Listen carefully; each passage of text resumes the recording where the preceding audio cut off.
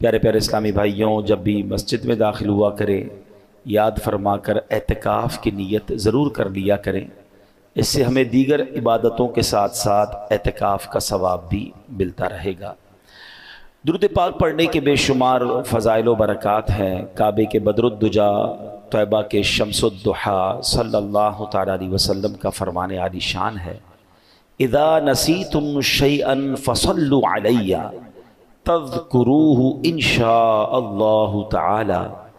آقا فرماتے جب تم کوئی چیز بھول جاؤ تو مجھ پر درود پاک پڑھو، انشاءاللہ کریم وہ بات یاد آ جائے گی۔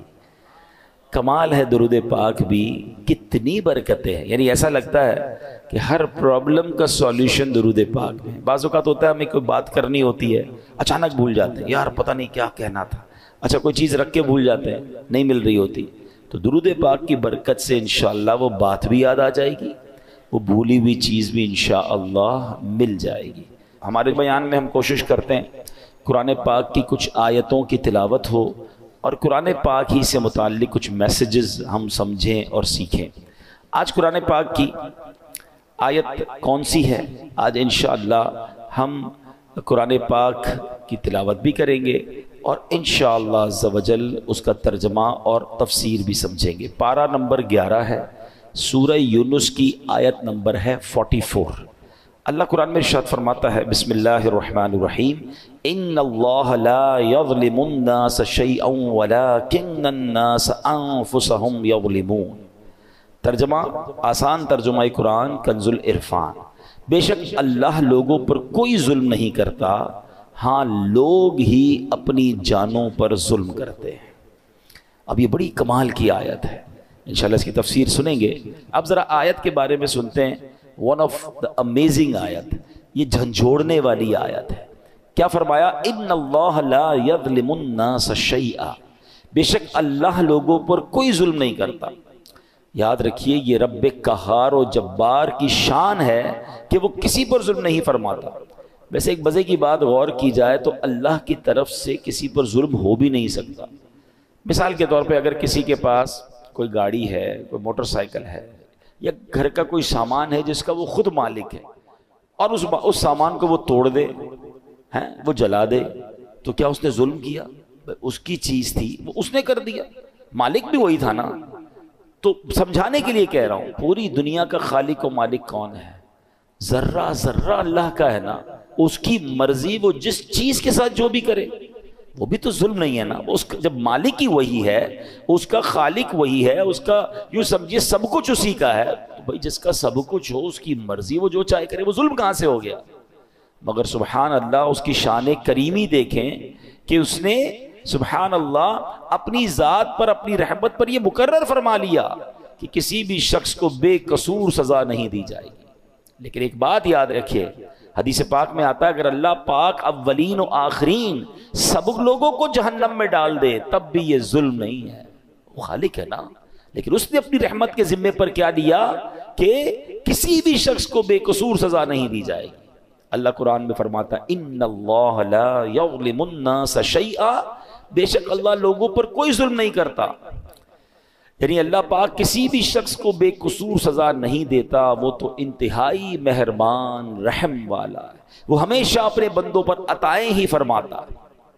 دیکھیں نا، رمضان آتا ہے، روزانہ افطار کے وقت 10 لاکھ گناہ گاروں کو جہنم سے آزاد فرماتا ہے۔ شب قدر آتی ہے، ایک رات 1000 مہینوں سے بہتر رات ہے۔ چاند رات عید کی آتی ہے جسے لیلۃ الجائزہ کہتے ہیں، فرمایا پورے رمضان میں جتنے بخشیں اللہ اس تمام کی تعداد کے مطابق ایک رات میں بخشش فرما دیتا ہے۔ اس کا مطلب یہ بار بار کیوں ہو رہا ہے؟ جمعے کا دن آتا ہے، ہر جمعہ ایک نیکی 70 نیکیوں کے برابر ہو جاتی ہے۔ جمعے کے دن ہر گھڑی بخشش کے پروانے تقسیم کیے جاتے ہیں۔ وہ تو رحمان ہے، وہ تو رحیم ہے، وہ چاہتا ہے ہم بخشے جائیں۔ اب یہ بندہ ہے جو اس بخشش کے راستے کو چھوڑ کر، اس رحمت کے راستے کو چھوڑ کر خود اپنے اوپر مصیبت ڈال دیتا ہے۔ وہ تو رحمان ہم پر رحمت فرمانا چاہتا ہے۔ اب سوال یہ پیدا ہوتا ہے کہ اگر اللہ پاک رحم ہی فرماتا ہے، کرم فرماتا ہے، تو پھر یہ دکھ، پریشانیاں، تکلیفیں جو آتی ہیں، پچھلی امتوں پر عذاب بھی آئے، پھر یہ سب کیسے؟ تو اگلا جز اس آیت کا کیا پڑھا ہم نے؟ وَلَكِنَّ النَّاسَ أَنفُسَهُمْ يَظْلِمُونَ، ہاں لوگ ہی اپنی جانوں پر ظلم کرتے ہیں. واٹ ایور جو ہم پر آتا ہے نا وہ ایکچولی ہماری وجہ سے آتا ہے، ہم خود اپنے اوپر یہ آفتیں لا رہے ہوتے ہیں. اللہ اکبر.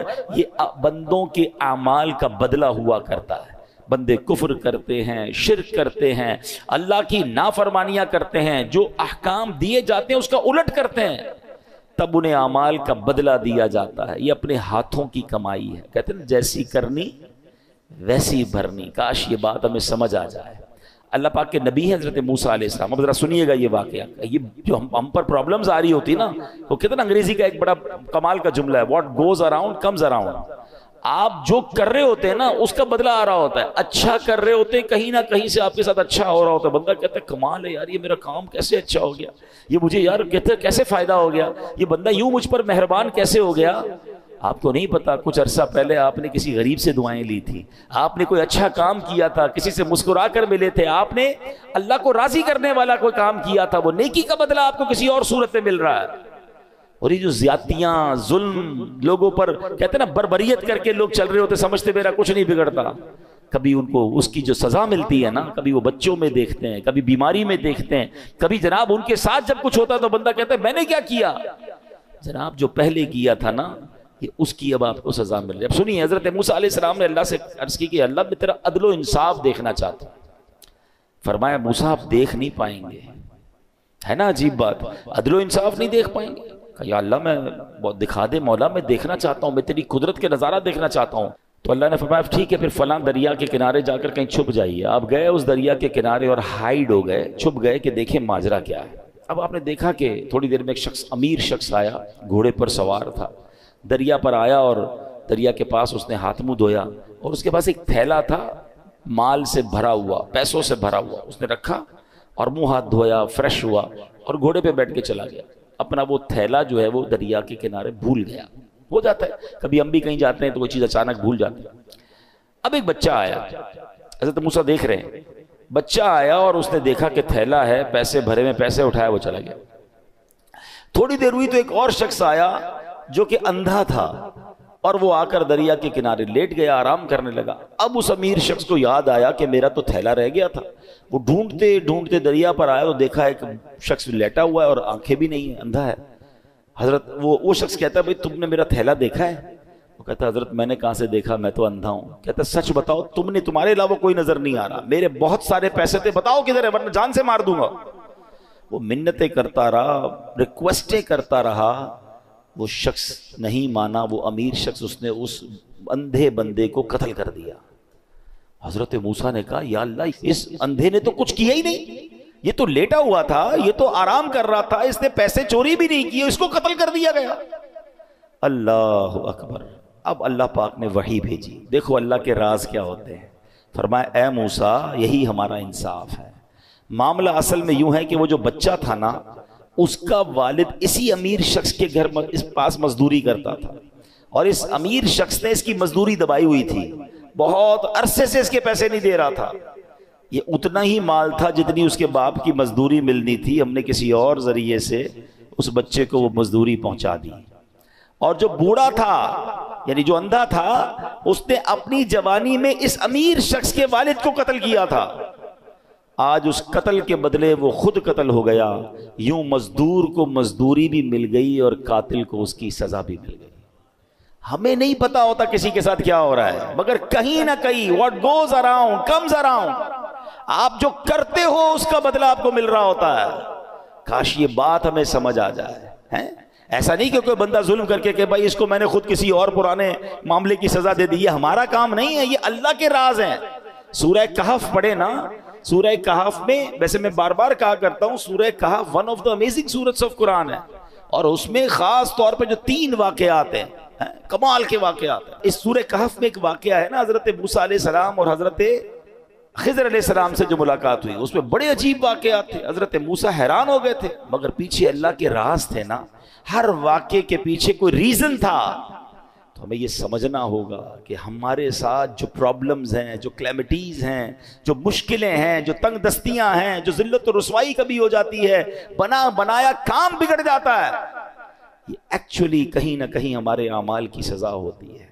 یہ ہماری غلطیوں کا ہمیں خمیازہ بھگتنا پڑتا ہے. اللہ کسی پر ظلم نہیں کرتا, یہ بات ہمیشہ یاد رکھیے گا. مگر افسوس آج لوگ جب کوئی مشکل آئے تو معاذ اللہ کی بارگاہ میں شکوے کر رہے ہوتے ہیں, اور بعض اوقات ایسے جملے کہہ دیتے ہیں جو کفریہ جملے ہوتے ہیں. اللہ تو ہماری سنتا ہی نہیں ہے, پتہ نہیں ہم تو ہمارے ساتھ ہی مشکل ہوتی ہے, ہماری تو دعا قبول ہی نہیں ہوتی ہے, پتہ نہیں کیا قصور کر دیا. اللہ کے بندے یہ کہہ کیسے سکتے ہو آپ اور میں کہ ہم نے قصور کیا کر دیا؟ صبح و شام قصور کر رہے ہیں, ہم تو سراپا قصور ہیں. سچ بات بتاؤں, اگر مجھے اور آپ کو ہمارے اعمال کی سزا ملنا شروع ہو جائے نا تو ہم تو مارے گئے. مجھے ایک بات بتائیں, اللہ نے آنکھیں کس لیے دی ہیں؟ کیا آنکھیں اس لیے دی کہ اس سے حرام دیکھا جائے؟ انصاف تو یہ ہوتا کہ بندہ حرام دیکھتا تو اندھا کر دیا جاتا. بھائی آنکھیں دی تو نہیں تھی نا اس لیے. آپ کیا کرتے ہیں اپنے آفس میں؟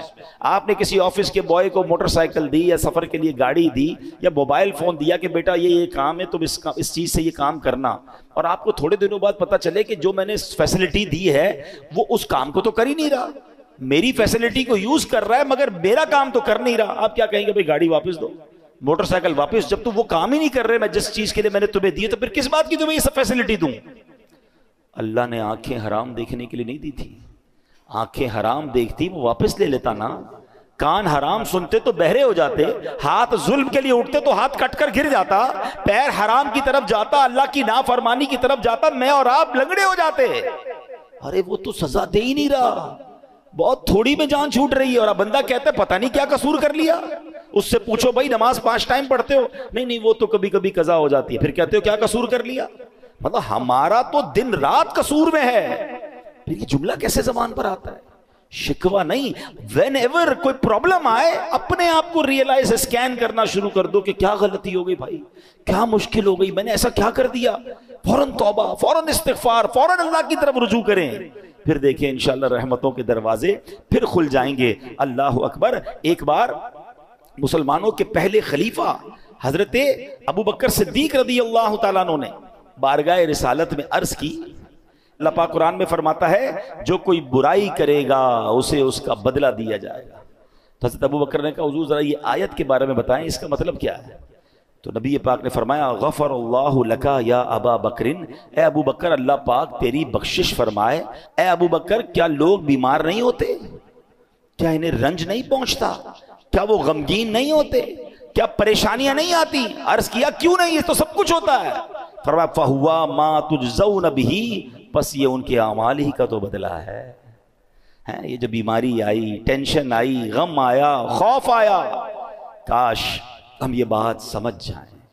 میرے پیارے اسلامی بھائیوں, اب ذرا ایک بڑی کمال کی حدیث ہے. تقریباً ہر جمعہ کے خطبے میں یہ حدیث ہم سنتے ہیں, بس اللہ کرے ہم سمجھنے والے بنے, میسج لینے والے بنے. کیا حدیث پاک ہے؟ نبی پاک علیہ الصلوۃ والسلام فرماتے ہیں البر لا یبلا, نیکی کبھی پرانی نہیں ہوتی. والذنب لا ینسا, گناہ بھلایا نہیں جاتا. والدیان لا یموت, اور بدلہ دینے والی ذات یعنی جس نے ڈیسیشن کرنا ہے, جس نے اعمال کا فیصلہ کرنا ہے, اسے موت نہیں آتی. میں اور آپ نیکی کر کے بھول جاتے ہیں مگر نیکی باقی رہتی ہے. میں اور آپ گناہ کر کے بھول جاتے ہیں مگر گناہ بھی بھلایا نہیں جاتا, وہ بھی لکھا ہوا ہے. اور ایک دن آئے گا جب ڈیسیشن لیا جائے گا, اور جس نے ڈیسیشن لینا ہے, جس نے فیصلہ کرنا ہے, والدیان لا یموت, بدلہ دینے والی ذات یعنی اللہ کو موت نہیں آتی. مگر اس حدیث کا جو اگلا پارٹ ہے نا, وہ ہمارا ٹاپک یہی ہے, اعمل ما شئت کما تدین تدان, جو چاہو کرو. اعمل ما شئت, جو دل چاہتا کرو. کما تدین تدان, پھر جیسی کرو گے نا ویسا ہی اس کا اجر پاؤ گے, ویسا ہی اس کا بدلہ ملنا. ٹٹ فور ٹٹ ہے نا, جیسی کرنی ویسی بھرنی. وہ کہتے ہیں نا فارسی شاعر, گندم ز گندم جو ز جو, از مکافات عمل غافل مشو. کہتے ہیں گندم بیج کر گندم ہی کاٹو گے, جو جب ڈالو گے بیج تو جو ہی کاٹو گے. دنیا میں مکافات عمل ہیں, یعنی جیسی کرنی ویسی بھرنی والا قانون جاری ہے. اس سے غفلت مت کرو. ہاں کریں غلط کام اور کہتے ہیں بھائی جنت میں جانا ہے. اب پہلے غلط کام تو چھوڑے نا, حرام کو تو چھوڑیں. سیدی اعلیٰ حضرت بڑا کمال کا شعر لکھتے ہیں. آپ فرماتے کام زندہ کے کیے اور ہمیں, زندہ کہتے ہیں جیل, یہاں مراد کیا؟ جہنم. کام کدھر کے کیے؟ جانے کے, جہنم میں جانے کے. کام زندہ کے کیے اور ہمیں شوق گلزار ہے کیا ہونا ہے. شوق جنت میں جانے کا ہے، کام جہنم میں جانے والے کرنے. اب خود بتائیں نا ایسا کیسے ہوگا؟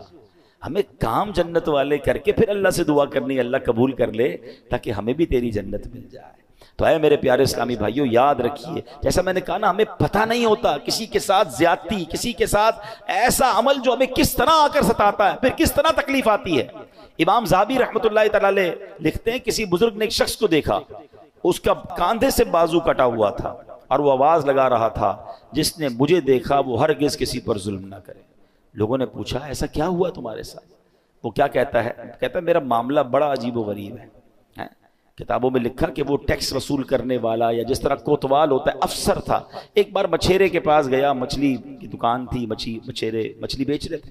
اس نے دیکھا بڑی فریش مچھلی تھی، کہا مچھلی دکھاؤ ذرا. اس نے مچھلی دکھائی، صاحب 500 روپے کی. کہتا کبھی ہم نے بھی پیسے دیے ہیں. مچھلی لی اور چل پڑا. وہ چیختا رہ گیا بھائی جان میرے بچوں کی روزی ہے، میں تو اتنا ہی کماتا ہوں، مہربانی کرو. کہا جاؤ ادھر سے. کہتا ہے میں نے اس بیچارے کے ساتھ زیادتی کی اور چل پڑا. جیسے چل پڑا تو وہ مچھلی اتنی فریش تھی کہ پھڑک رہی تھی، تو اس مچھلی نے میرے انگوٹھے پہ کاٹ لیا. گھر آیا، بیوی کو کہا مچھلی بناؤ، آج بڑی شاندار فریش مچھلی لایا ہوں. بستر پر لیٹا تو انگوٹھے میں درد، بڑا شدید درد، لال ہو گیا پورا انگوٹھا. گھر کے قریب ہی ایک ڈاکٹر جاننے والا تھا، گیا اس کے پاس، کہا بھائی دیکھو یہ انگوٹھے میں کیا ہوا ہے. کہتا تمہارے انگوٹھے میں تو زہر پھیل گیا ہے، فوراً فیصلہ کرو، یا تو انگوٹھا ابھی ابھی کاٹ لو ورنہ پورے ہاتھ میں پھیل جائے گا. کہتا میں مرتا کیا نہ کرتا، روتے روتے انگوٹھا کٹوایا، پٹی بندھوائی. گھر آیا تو بیوی نے کہا مچھلی کا نہیں کھانی مجھے مچھلی، میرا انگوٹھا ہی کٹ گیا. تھوڑی دیر ہوئی تو پورا ہاتھ میں درد، پوری ہتھیلی لال، سوجنے لگ گئی. پھر گیا ڈاکٹر کے پاس، تم نے تو کہا تھا انگوٹھا کٹواؤ ہاتھ بچ جائے گا، یہ کیا ہوا؟ کہتا دیر ہو گئی، یہ پورے ہاتھ میں پھیل جائے گا، ہتھیلی کاٹو. کہتا میں نے ہتھیلی کٹوائی. تھوڑی دیر ہوئی، رات کو سویا تو پورے بازو میں درد، پورا بازو لال، تکلیف سے چیخے مارنے لگا. پھر گیا ڈاکٹر کے پاس. ڈاکٹر نے کہا اب تو پورا ہاتھ جو ہے وہ تمہارا سوج گیا ہے، جسم پورا کٹنا پڑے گا، اب جلدی فیصلہ کرو، ہاتھ کاٹو. اس کا ایک دوست بھی تھا، وہ دوست کہتا ہے یار یہ بتاؤ تمہارے ساتھ کوئی آج نیا معاملہ تو نہیں ہوا، کوئی یونیک بات، کوئی ہٹ کے کوئی کام کیا ہے تم نے؟ کہتے ہاں آج میں نے ایک مچھیرے کا حق دبایا ہے. وہ غریب چیختا رہ گیا، میں اس کی مچھلی لے کر آ گیا. کہ جلدی چلو اس کے پاس، معافی مانگ لو ورنہ ایک ایک کر کے تیرا پورا جسم کٹ جائے گا. وہ دونوں دوست رات مچھیروں کی بستی میں گئے، پٹیاں بندھی ہوئی، تکلیف سے چیخ رہا ہے، اور مچھیرے کی بستی میں جا کر ایک ایک گھر پر، ایک ایک جھونکڑی پر ڈھونڈتے رہے کدھر ہے وہ مچھیرا. آخر وہ مچھیرا ملا. وہ کہتے ہیں نا غریب کا دل بھی بڑا ہوتا ہے. وہ جیسے اس کو دیکھا، یہ کوتوال یا جو بھی افسر تھا اس کے قدموں میں گرا، کہا بھائی مجھے معاف کر، تمہاری ایک مچھلی لے کر گیا، آج تو پورا ہاتھ ہی میرا کٹ گیا. جب اس نے اس کا یہ حال دیکھا تو اس کو معاف کر دیا. جب معاف کر دیا نا تو اس افسر کا جو دوست تھا اس نے مچھیرے سے پوچھا کہ ایک بات تو بتاؤ، جب یہ تمہاری مچھلی لے کر چلا گیا تھا تم نے کچھ دعا کی تھی، تم نے اللہ کو پکارا تھا؟ پتہ ہے وہ مچھیرا کیا کہتا ہے؟ وہ کہتا ہے میں نے اللہ کی بارگاہ میں صرف ایک التجا کی تھی کہ یا اللہ یہ میرا حق لے کر چلا گیا ہے، میں اس سے بدلہ نہیں لے سکتا، مولا تو نے بدلہ لینا ہے، میں کمزور ہوں مالک، یہ مجھے دبا گیا، اے اللہ آج تو نے اپنی قوت دکھانی ہے، تو نے اپنی قدرت دکھانی ہے. اے میرے پیارے اسلامی بھائی اب بتاؤ، ایک مچھلی تھی، چند 100 روپے کی تھی، بندے کا ایک ایک کر کے جسم کٹنا شروع ہو گیا. یہ سوچنا ہوگا مجھے اور آپ کو. آج جو لوگوں پر ظلم کرتے ہیں، آج جو لوگوں کو دباتے ہیں، آج کہتے ہیں میرا کوئی نہیں بگاڑ سکتا، اپنے ملازم کو برا بھلا کہہ رہے ہیں، اپنی فیملی کو برا بھلا کہہ رہے ہیں، جو بندہ غریب اس کو دبا دیتے ہیں. ایک بات یاد رکھنا، میں نے کئی بار اپنے بیان میں ایک جملہ کہا ہے، میں نے پنجاب گیا تھا تو ایک جملہ سیکھا تھا. وہ کہتے ہیں مضبوط آدمی سے نہ ڈرو، ماڑے آدمی سے ڈرو. اچھا مجھے اس وقت تک ماڑے کا مطلب بھی نہیں پتا. میں نے کہا ماڑا کس کو کہتے ماڑا کہتے کمزور کو. تو میں نے کہا یہ کیوں کہہ رہے ہیں آپ؟ مضبوط آدمی سے نہ ڈرو، کمزور سے ڈرو. وہ کہتے مضبوط تو اپنا بدلہ تم سے خود لے لے گا، جو ماڑا ہوگا نا کمزور، وہ اللہ کی بارگاہ میں فریاد کرے گا، اور پھر اللہ جب اس کا بدلہ لے گا نا، جب وہ اس ظلم کا تمہارے ساتھ حساب فرمائے گا، پھر ظالم کو چھپنے کی جگہ نہیں ملے گی. ایک بات یاد رکھا کرے، جو لوگ یہ کہتے ہوتے ہیں نا میرا کوئی کچھ نہیں بگاڑ سکتا، واقعی وہ تمہارے ساتھ کچھ نہیں کر سکتا. مظلوم غریب بیچارہ وہ کیا کر لے گا؟ مگر اس کے پاس ایک راستہ ہے، وہ اللہ کو پکارتا ہے، اور جب دل سے پکار جاتی ہے نا مظلوم کی تو پھر ظالم بچتا نہیں۔ تو اے میرے پیارے اسلامی بھائیو، آج جو ہم قرآن کی آیت سن رہے ہیں اور سمجھ رہے ہیں، اس کا مطلب یاد رکھیے گا کہ اللہ کسی پر ظلم نہیں کرتا، بندے ہی اپنے اعمال کی وجہ سے اپنا بیڑا غرق کرتے ہیں، اپنے اوپر سمجھنے آفتوں کو لے کر آتے ہیں۔ کاش یہ بات ہمیں سمجھ آ جائے۔ اے میرے پیارے اسلامی بھائیو، پچھلی قوموں کو قرآن پڑھے تو پتہ چلے نا، پچھلی قوموں کا ذکر بڑا بریفلی قرآن میں ہوا، بڑا واضح ہوا۔ قوم عاد پر سخت آندھی کا عذاب آیا جس نے انہیں کھائے ہوئے بھوسے کی طرح ملیا میٹ کر دیا۔ سبب کیا تھا؟ ان کے گناہ تھے۔ قوم سمود پر شدید زلزلے کا عذاب آیا جس نے انہیں ہمیشہ کے لیے فنا کے گھاٹ اتار دیا، اس کا سبب بھی ان کے گناہ تھے۔ نمرود پر مچھروں کا عذاب بھیجا گیا، اس کا سبب کیا تھا؟ خدائی کا دعویٰ تھا نا، اللہ کی نافرمانی تھی۔ فرعون کے ساتھ کیا ہوا؟ کرو فر، اللہ نے کتنا دیا اسے؟ اللہ کو ناراض کیا، اللہ نے پانی میں غرق کر دیا، دریا میں غرق کر دیا۔ قارون کے پاس کتنا خزانہ تھا، آج دنیا میں کس کے پاس اتنا خزانہ ہے؟ قرآن کہتا ہے اس کے خزانوں کی چابیاں پوری ایک جماعت اٹھاتی تھی، یعنی اونٹوں کی کتاریں ہوتی تھی جو قارون کے خزانہ نہیں اٹھاتی تھی، اس کے خزانوں کی چابیاں اٹھاتی تھی۔ نافرمانی کی، زکوٰۃ سے انکار کیا، اللہ کے فیصلوں کے خلاف چلا، خزانے سمیت دھسا دیا گیا۔ یہ سارے واقعات قرآن میں موجود ہیں جو پکار کر کہہ رہے ہیں کہ رب کو ناراض مت کر بیٹھنا ورنہ پھر بربادی ہے۔ اللہ اکبر۔ امام حسن بصری رحمۃ اللہ تعالی فرمایا کرتے تھے، اے ابن آدم تیری ہلاکت ہو، کیا تو اللہ پاک سے مقابلہ کرنا چاہتا ہے؟ اللہ سے مقابلہ کون کر سکتا ہے؟ فرمایا ہاں جس نے اللہ پاک کی نافرمانی کی گویا اس نے اللہ پاک سے جنگ کی، اور اللہ پاک سے جنگ کا نتیجہ کیا ہے؟ تباہی اور بربادی۔ اے میرے پیارے اسلامی بھائی، گناہوں سے توبہ کر لیجئے، جو ہو گیا اس سے معافی مانگ لو، وہ بڑا کریم ہے، وہ معاف فرمانے والا۔ آخری نبی علیہ السلام فرماتے، آقا فرماتے ہر آدمی سے خطا ہو جاتی ہے اور بہترین خطا کار وہ ہے جو توبہ کر لے۔ توبہ کرنا، کہتے نا گناہ عادت بن جائے تو توبہ کو دستور بنا لو۔ جیسے ہی گناہ ہونا فوراً نیکی کرنا شروع کر دے، استغفار کرنا شروع کر دے، توبہ کرنا شروع کر دے، تو انشاءاللہ اللہ نے چاہا تو وہ گناہ کی جو نحوست ہے وہ ختم ہو جائے گی۔ اے میرے پیارے اسلامی بھائیوں، ایک بار حضرت عیسیٰ علیہ السلام کے ساتھ کچھ لوگ اپنے حواریوں کے ساتھ، اپنے دوستوں کے ساتھ، ساتھیوں کے ساتھ تشریف فرما تھے۔ ایک بہت ہی خوبصورت حسین و جمیل پرندہ آیا اور آپ کے سامنے زمین پر لوٹ پوٹ ہونے لگ گیا۔ اس نے اپنے آپ کو زمین پر اتنا رگڑا کہ اس کی خال اتر گئی۔ اب وہ سرخ، گنجا اور بدصورت دکھنے لگا۔ پھر وہ پرندہ کیچڑ میں گیا، اس میں لوٹ پوٹ ہونے لگا تو کیچڑ میں گندا بھی بڑا ہو گیا۔ اور اس کے بعد اس پرندے نے ایک پانی کے تالاب میں چھلانگ لگائی۔ جب وہاں سے باہر نکلا نا تو صاف ستھرا بھی ہو گیا، نئی خال بھی آ گئی، پہلے جیسا خوبصورت بھی ہو گیا۔ حضرت عیسیٰ علیہ السلام نے جب یہ دیکھا تو اپنے حواریوں سے فرمایا کہ یہ پرندہ تمہاری طرف نشانی بنا کر بھیجا گیا، اٹ از سائن۔ اور فرمایا یہ جو مومن کی مثال ہے نا، مومن جب گناہ کرتا ہے تو گندا ہو جاتا ہے، گرد لگ جاتی ہے، کیچڑ لگ جاتی ہے، اور جب وہ توبہ کرتا ہے تو گناہوں کی سیاہی ایسے دور ہو جاتی ہے کہ وہ پہلے جیسا حسین و جمیل ہو جاتا ہے۔ تو یہ بات یاد رکھیے، جیسے ہی گناہ ہو جائے نا فوراً اللہ کی طرف رجوع، اے اللہ معاف کر دے، اے پروردگار ہو گئی مسٹیک، اب نہیں کروں گا مالک۔ تو اللہ کو توبہ کرنے والا بڑا پسند ہے، اور جب توبہ کرنی ہے اس وقت یہ ارادہ نہ ہو کہ دوبارہ بھی گناہ کروں گا، پلان وہی ہے، پھر توبہ نہیں ہے۔ الندم التوبہ، حدیث کے الفاظ ہے شرمندگی ہی توبہ ہے۔ بندہ پہلے شیم فیل کرے، پھر اس سے وعدہ کرے کہ مولا اب نہیں کروں گا، اور پھر اللہ سے کہے مولا توبہ پر استقامت بھی تو نے دینی ہے، پھر وہ کریم معاف کرنے والا ہے۔ تو اے میرے پیارے اسلامی بھائیوں، ان اللہ یحب التوابین، اللہ قرآن میں فرماتا ہے بے شک اللہ بہت توبہ کرنے والوں سے محبت فرماتا ہے۔ تو ہمیں توبہ کرتے رہنا چاہیے، بلکہ ہو سکے تو صلاۃ التوبہ کی عادت ڈالیں۔ روزانہ رات سونے سے پہلے، ہم گناہ گار ہیں، ہم سے ہو جاتی ہیں خطائیں، تو 2 رکعت صلاۃ التوبہ پڑھ لیا کریں۔ اس کا طریقہ کیا ہے کہ رات کو یا دن میں بھی پڑھیں تو مکروہ وقت نہ ہو، 2 رکعت اس طرح صلاۃ التوبہ پڑھیں کہ اس نیت کے ساتھ ساتھ 2 رکعتیں پڑھیں